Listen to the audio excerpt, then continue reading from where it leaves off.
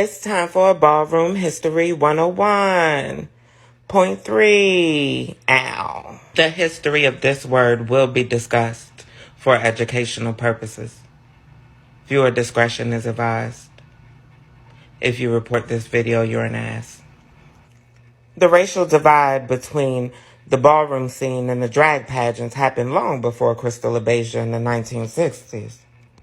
Originally, the drag balls were called faggot balls, and the girls never saw eye to eye on that. Faggot was a slang term made by enslaved people, referencing feminine boys. The term faggot came from the word faggot, a bundle of sticks, a broom that was commonly used to clean houses during that era. Feminine men were referred to as faggots because they were commonly allowed to be house slaves. The colonizers didn't see feminine men as a threat to their families. However, the white queens felt they were above the word. That word was lowbrow. It referred to people who worked for others who were poor and uneducated. They were cool with the word drag queen, though, because drag referred to a Shakespearean term that actors used when they impersonated women, referring to their dresses dragging the ground. But Harlem was the birthplace of the drag balls, and the queens felt comfortable there because the new Negroes had no fear.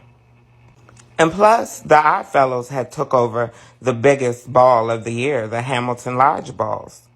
The Oddfellows are a silent organization who helped push the gay rights movement throughout the world. And big celebrities such as the John C. Smith Orchestra were still featured at the Harlem Lodge Balls. However, the law wasn't a big fan of this new budding gay movement. They made laws which literally made it illegal to be a drag queen or a drag king. Anyone who wore 3 or more articles of clothing that was considered of the opposite sex were locked up.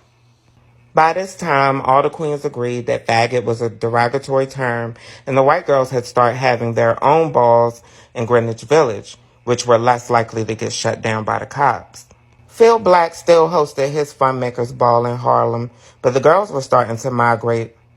With more blacks from the South moving into Harlem, they began bringing their homophobic indoctrination with them.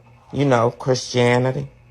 Therefore, black queens moved into Greenwich Village and began taking a back seat to the movement they created.